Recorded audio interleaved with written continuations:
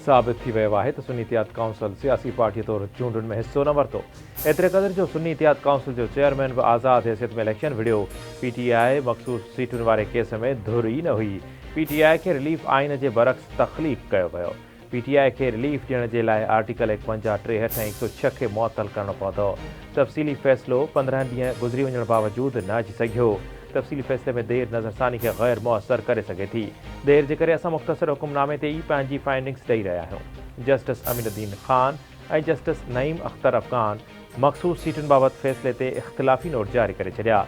Justice Aminuddin ऐं justice Naeem Afghan तरफ़ां supreme court जे अक्सरियती फ़ैसिले सां इख़्तिलाफ़ कयो वियो हो। सुप्रीम कोर्ट जे ॿिन्ही जजिस जो इख़्तिलाफ़ी नोट 29 सफ़नि ते ॿधलु आहे।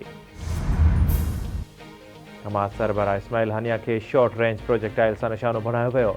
प्रोजेक्टाइल में 7 किलोग्राम जो वॉरहेड इस्तेमालु कयो वियो हो। इसराइल खे हमले में अमरीका जी मदद हासिल हुई। ईरानी पासदाराने इनक़िलाब इस्माइल हानिया जे शहादत वारे वाक़े जा तफ़सील जारी करे छॾिया।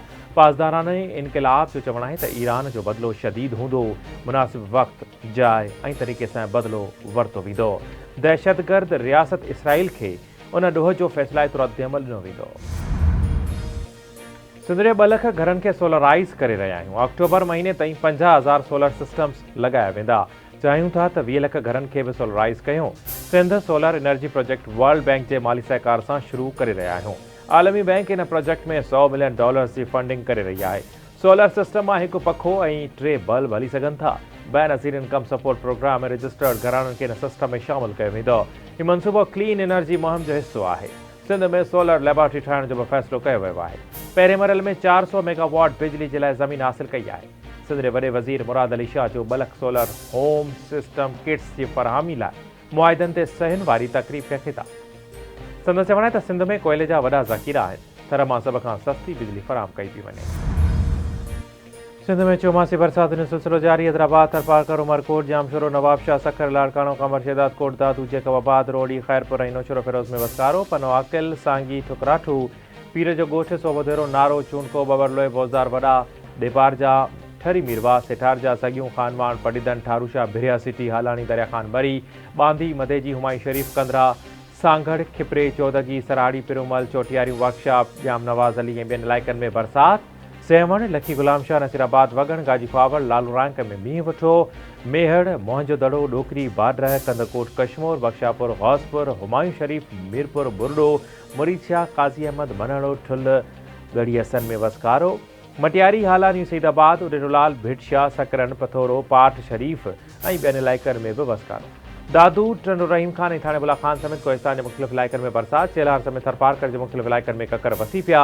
हेठां वारा इलाइक़नि में पाणी भीजी वियो। केतिरा फीडर ट्रिप थियण सबबि बिजली जी फ़राहमी मुअतल।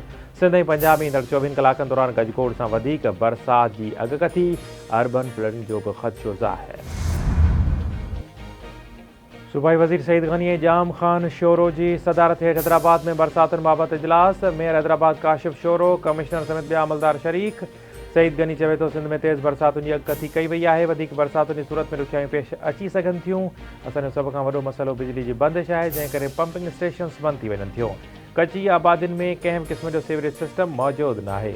आपाशी वज़ीर जाम खान शोरे चयो आहे त MDA में अॻकथी मूजिबि हाणोकियूं बरसातूं 2022 जहिड़ियूं आहिनि। 2022 जी बोर्ड में जिते जिते मशीनरी लॻी हुई उन प्लान ते नज़रसानी कई वञे। उन प्लान तहत इज़ाफ़ी पॉइंट्स खे मिलाए मशीनरी लॻाई वञे। सेवण वेझो ठुपलाण डैम टुटण बाबति मीडिया ते ख़बरूं हलण खां पोइ आपाशी इंतिज़ामिया हरकत में अची वई। ॻोठ नगावल में डैम ते हेवी मशीनरी पहुची वई। डैम जी बहाली वारो कमु शुरू। ॻोठाणनि जो चवणु आहे त आपाशी खाते जी नाअहली ऐं स्मॉल डैम में नाक़िस मटीरियल जे इस्तेमालु सबबि डैम टुटो आहे। डैम टुटण सबबि लखें रुपयनि जो फ़सुलु तबाह थियो। घरनि में पियल सामान बि लुढ़ी विया। डैम टुटण वारे मामले जो वॾो वज़ीर नोटिस वठे ऐं आपाशी खाते जे ज़िम्मेवार अमलदारनि ख़िलाफ़ कार्रवाई कई वञे।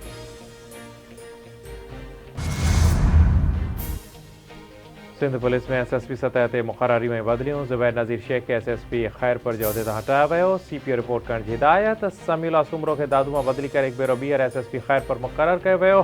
कैप्टन रिटायर्ड अमीर सऊद बक्सी खे SSP दादू जी ज़िम्मेवारी ॾिनी वई। शाहज़ेब चाचड़ SSP शिकारपुर मुक़ररु। नोटिफिकेशन जारी।